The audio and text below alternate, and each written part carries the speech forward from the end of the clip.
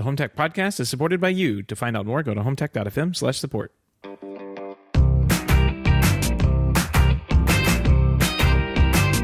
This is the HomeTech podcast for Friday, March 15th from Sarasota, Florida. I'm Seth Johnson.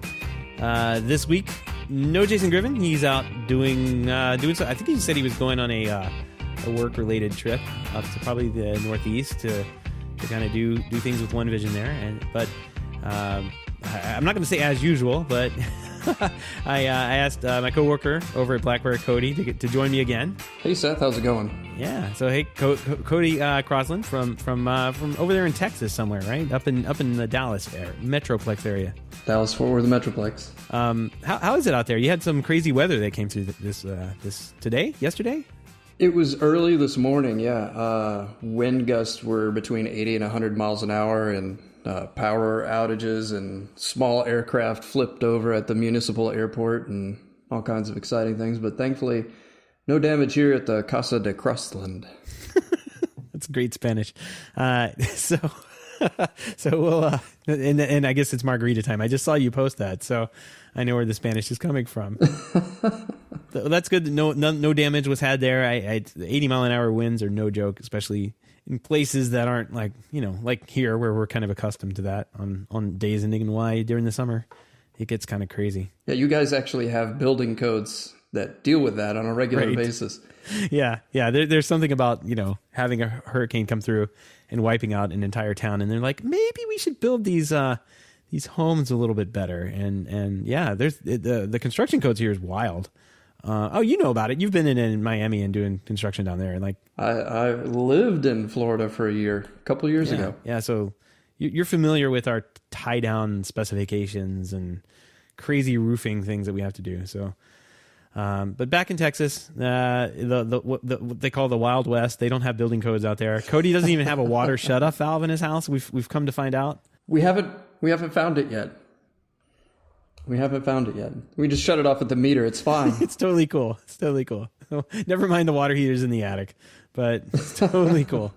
So, let's go ahead and jump into some home tech headlines and talk about the news this week. Let's do it. First story up is a quick follow-up. Apple Music users in the U.S. can now listen to their tracks on the Amazon Fire TVs or the Sticks. This news comes only months after the Apple Music became available on the Echo devices stateside, and it looks like Apple's streaming service is going to roll out to Echo users in the UK in coming weeks. Good news. Yeah, it's always nice having some additional options for streaming. Yeah, and this comes on this is kind of like the news that is coming out now around music, but we know that there is an Apple event, I think next week, March 25th. So yeah, whenever. So soon? Yeah, I don't even know what today is. Okay, yeah, so 2 weeks from now, March 25th, we'll have the Apple event where they sent out the invites, and there was like one of those little countdown things you see before the movies, and it says it's showtime. So clearly they'll be launching some kind of streaming service at that point in time. And I'm wondering if it'll end up on the Fire TV as well. It will be interesting. This is just a friendly reminder to clear out the balance due on your credit card ahead of time. Well, I wonder how much it's going to cost. I wonder. I don't know. I wonder if they're going to bundle. It's an Apple event. That's true. Yeah. So make sure that if you want a new iPad or something like that, you're ready to go. I don't know. I don't think they're going to do any hardware at this. I think they're just going to do. I think it's too big of news for them to share the stage with anything but, hey, we're launching a streaming video service. It's only going to be that. And I'm curious now that Apple Music is showing up on the Fire TV, that the Apple Music app is just going to update on the Fire TV and be the Apple TV app. It'll also have surprise. Yeah, it's a Trojan horse. It's a music app. It's a TV app. It's an Apple app. Get it? I think for it to be super successful, it needs to be on platforms other than Apple's own. Yeah, yeah, absolutely has to be. Yeah, hopefully it ends up on Roku, where it's actually easier to control than an Apple TV. Potato. Next story up, being in the wrong business department. I ran across this and thought it was pretty hilarious. The Australian Federal Police, that's I guess the feds over there in Australia, announced today that they arrested a man accused of selling stolen login credentials for Netflix and Spotify. Now the unnamed man, 21-year-old, living in Sydney, P2 Sherman, Sydney, Australia. That's the only thing I know about Sydney. Wallaby Way. Yep. operated a website called wickedgin.com that advertised having almost 1 million usernames and passwords for Netflix, Spotify, Hulu, and other services. Police believe he generated, now get this, $211,000 selling the stolen logins. Crime pays, kids. Go out. This is insane. We're not necessarily advocating the crime, but if you can find a way to make decent money with apparently little effort, yay, capitalism. This is great. Good for him. I don't know. I guess most of the things that he stole were not the login credentials were international, so they're from other places. It could be a big thing. Yeah. They have different distribution rights in different countries. And I think that's why Netflix is doing a lot of their own content, because then they can do whatever they want with it, right? Right. Yep. And we're definitely starting to see that out of, Apple's doing their own content. We're starting to see that out of other people as well. Smart TV manufacturer Vizio has formed a partnership with 9 media advertising companies to develop an industry standard that will allow smart TVs to target advertisements to specific households. The company stated on Tuesday. The consortium includes major TV networks like Comcast, NBC Universal, and CBS Corp, as well as advertising technology companies like AT&T, Inc.'s Xandr. This is wild, and I got to say, don't connect your TV up to the internet anymore. This is insane. Yeah, I'm personally wondering how long it's going to take for us to get something like AdBlocker for our TV now, so we can just watch TV without any interruptions. Hey, I see that you're watching Stranger Things. Right. That's a great idea. You could do that. Some of the routers out there, you could probably block.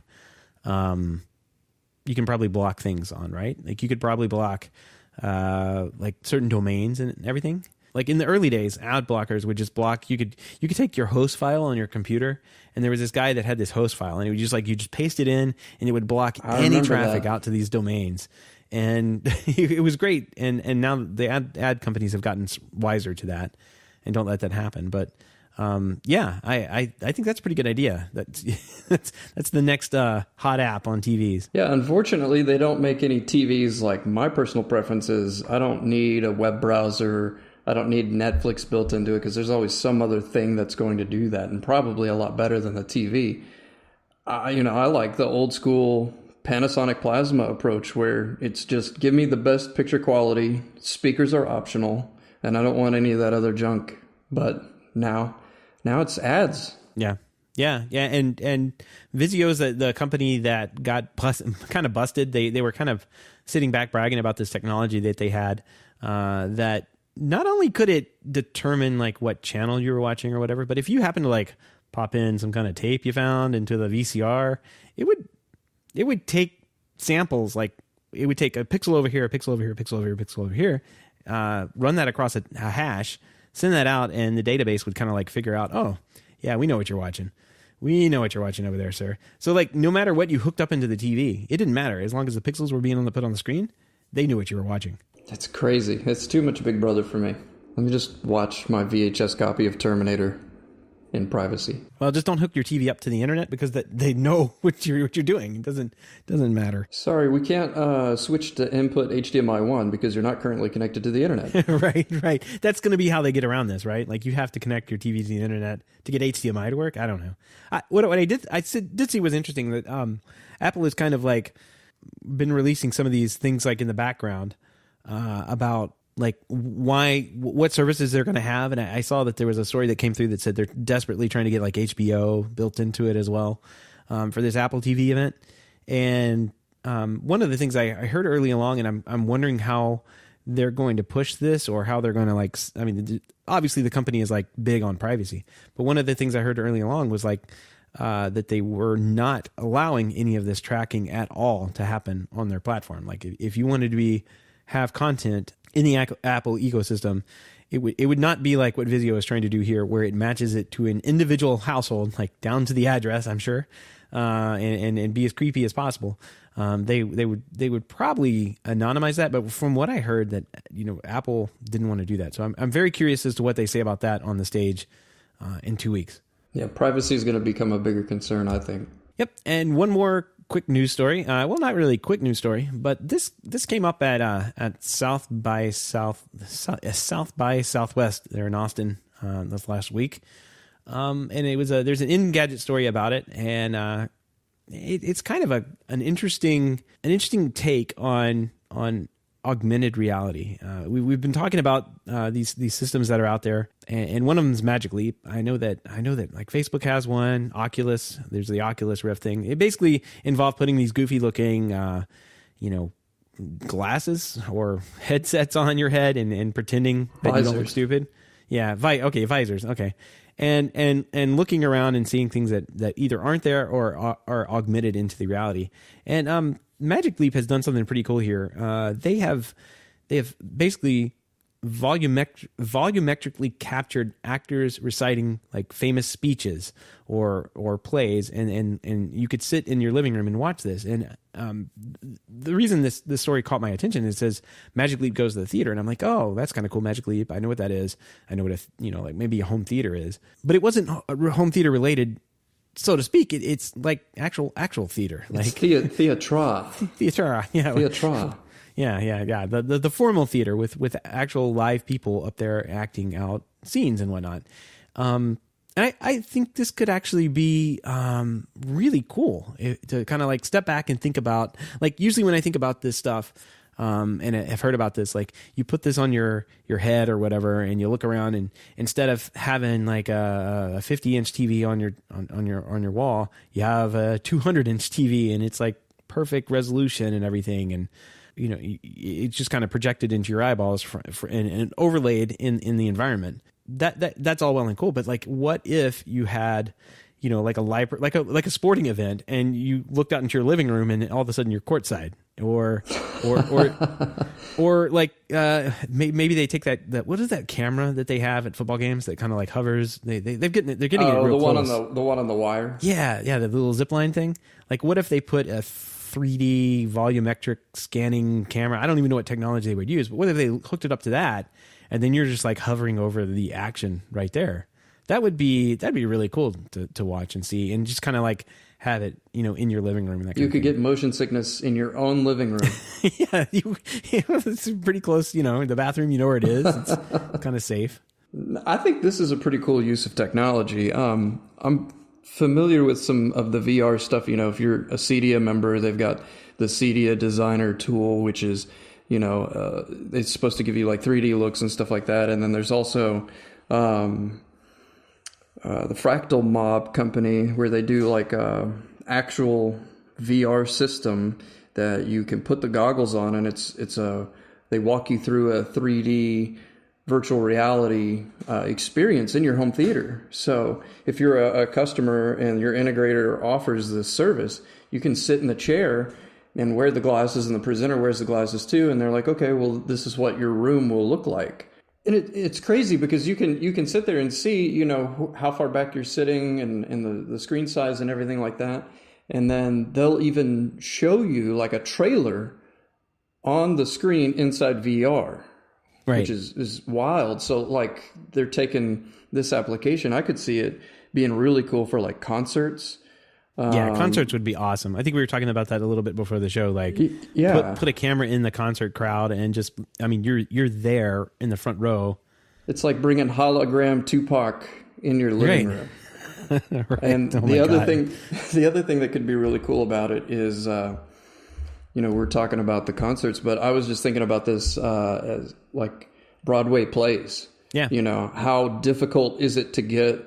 I've never been to New York, but I always hear, Broadway plays are fantastic, but it's impossible to get into, and it's expensive, and it's kind of exclusive. But I think, if they were smart and the technology was capable enough, you could have like a subscription service to this, right, where it's like you get like a show a month or something, and you can just, schedule a time. It's like Wednesday. Oh, we have tickets to the Broadway play, but we're in the comforts of our own living room, and you get to experience those, really talented people in the comforts of your own home, which is pretty cool. Right. Well, one of the things they actually did was a musical called "Laughter Is the Best Medicine." It was performed by 9 dancing tiny actors. I guess the way it looks is on your coffee table is the stage. All the world's a coffee table is what the quote is, I think. And like Andy Serkis actually directed the demo through a production company called Imaginarium Studios. And that was so they're already thinking about this, I guess. But I mean, this is very, very early days. And I think like maybe 5 or 10 more years as technology and gets better. This particular technology. I mean, we were looking at these earlier, and I'm like, yeah, they look like you're an owl when you're wearing these things. I mean, you look goofy. They do look a little goofy, yeah. They kind of remind me of those Oakley sunglasses. You remember those from the 90s? The over the top. No, you're gonna have to send me a picture. Google it. Hold on. Google it. Oh my God. Yeah. Okay, so that's going in the show notes. Yeah. Those are. So if you've ever seen Pitch Black, and seen the goofy goggles that Vin Diesel wears there, that like think about that times 10. This is horrible. So yeah, the 90s were great. And yeah, that's why we had Linkin Park playing. They're from the 2000s. Come on. All right, well, all the links and topics we discussed tonight can be found in our show notes at HomeTech.fm/249, almost to 250. While you're there, don't forget to sign up for our weekly newsletter, which includes even further analysis as well as other industry news that may not have made the show. Again, the link is HomeTech.fm/249. Don't forget you can join us in the chat room live Wednesday, starting usually on Wednesdays and usually starting between 7 and 7:30. A little bit later tonight, but we got online. So, yeah, no mailbag this week. But there is a pick of the week, and I got this. Cody, I was out in town, and there's an integrator in town that I've known about for a while. I've seen their trucks, and so they're on a main, like not the main street but a side street, and I kind of take the back road sometimes, and I've been by them enough where I'm like, finally I'm just going to drop in and check out this showroom. And I walked in the showroom. It's Wicked Home. I'm going to mess up their thing. Wicked Smart. Wicked Smart Home. Smart. Yeah. They're here in Sarasota. Beautiful showroom. Lutron, Crestron, Control 4, Savant. It is done to the nines. It is a beautiful showroom, and done very, very well. They even had Josh AI in there. So they had a conference room with Josh AI on the wall, and they love using it to like kick things off. I like Josh. Yeah, good stuff. So they had a bunch of like demo things, the Lutrons with all the colors and stuff. And I look over, and there's first there's a Milson cinema frame, and I don't know if you've ever seen one of those. I have not. So Milson is this really interesting company in Canada up there. I think in like Vancouver area. But I can't remember his first name, but his last name is obviously Milson. He specializes in condos and like MDUs and like getting in, doing the work, and getting out as fast as possible. And he came up with like these ingenious processes and paperwork and like just the most amazing. Like he could teach a master class on organizing installations to like and project management, because the stuff he has, like the little bit that I've seen him talk in like these old grainy videos of somebody like pre-cell phone days holding the VHS and maybe it got encoded somehow over to the internet, like they were pretty amazing. And I've been trying to copy and scrounge and steal as much as I can off of him while I was an integrator. And now that I'm not, like he's doing these really cool things, like releasing the products that he used. And a couple of years back, he designed like the cinema frame. And so this is like, picture a big box that you put in the wall, and then you install basically LCR speakers and subwoofers in that box. All the amplifiers and technology behind the TV get mounted into that box. And then you hang the TV over the top of it, and the box, the speakers and everything are covered with kind of a custom fabric, whatever color matches the decor of the room. And it looks smart. Like it's pretty cool. Yeah. It is a $30,000 piece though. Less cool, but still cool. But once you hear it, you're like, yeah, okay, I get it. That's $30,000. So he came out with that. Like it's kind of like, it's very nice. He also has, and I've heard he's selling these. The integrator I talked to, Jim, there, he was telling me that he's selling these brackets that go along with Lutron shades. If you do Lutron shades in any form or fashion, buy his brackets. Like they cost a lot of money, but you'll get the shades hung in like record time. They're amazing. You can go in and hang the shades, do the tweaks on them, and you're done. Like, but what I found in the showroom as a long way of getting around to this pick of the week is his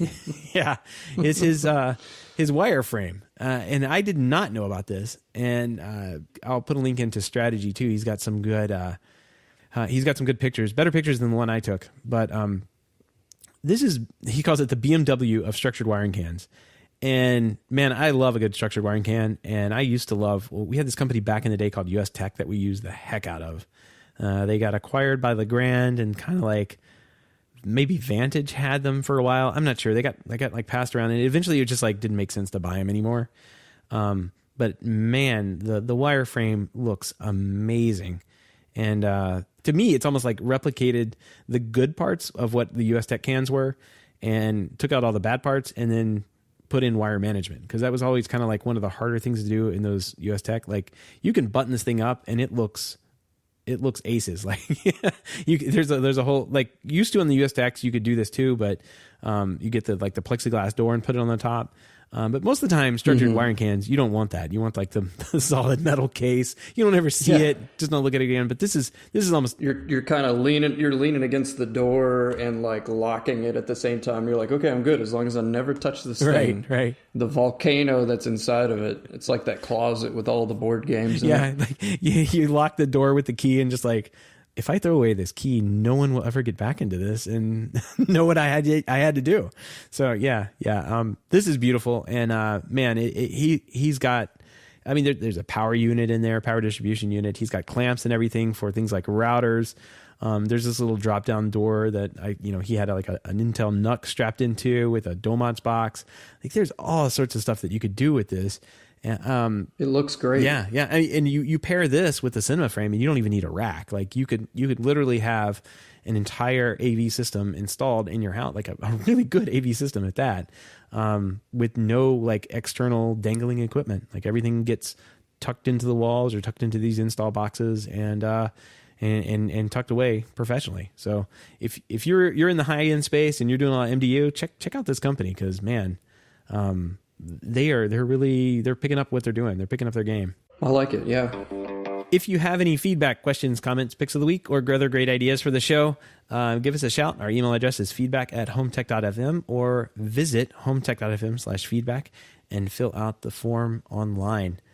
I want to give a big thank you to everyone who supports the show, including Cody. He's a big patron, longtime patron of the show. But especially those who are able to financially support the show through our Patreon page. If you don't know about our Patreon page, head on over to HomeTech.fm/support to learn how you can support HomeTech for as little as $1 a month. Any pledge over $5 a month gets you a shout out on the show, but every pledge gets you an invite to our private Slack chat, The Hub, where you and other supporters of the show can gather every day to talk about the Milson's wireframe thing, because that's really cool. I'm going to try and get more people to talk about that. So, but this week we did get a big a $5 patron. I just want to give a shout out to Don Kearns, who is actually in the Slack chat tonight. So Don, thank you very much. Definitely appreciate it. Shout out to Don. Thanks, Don. Yay. I'll insert the applause line there. But Don, thank you very much. And that wraps up the show this week. Cody, thank you very much for taking some time to out of your busy schedule, I know, at 7:45 at night. But hey, tell people what you do and how they might get in touch with you. So I'm National Account Manager at Blackwire Designs. We are a distributor for AV integration companies. Carry a number of different products, from Dyne Audio speakers to HDMI video distribution systems like Just Add Power. So if you want to check us out, we're at blackwiredesigns.com. Yep. And yeah, I work there too. So yeah. And I say work there, like, you're in Dallas, I'm here, and we just hang out in Slack all day. So yeah, that's... See you tomorrow then. Yep, I'll see you tomorrow. All right. Well, thanks everybody for listening. Thanks for everybody for coming into the chat room tonight and livening up the show over there. And we'll talk to you next week.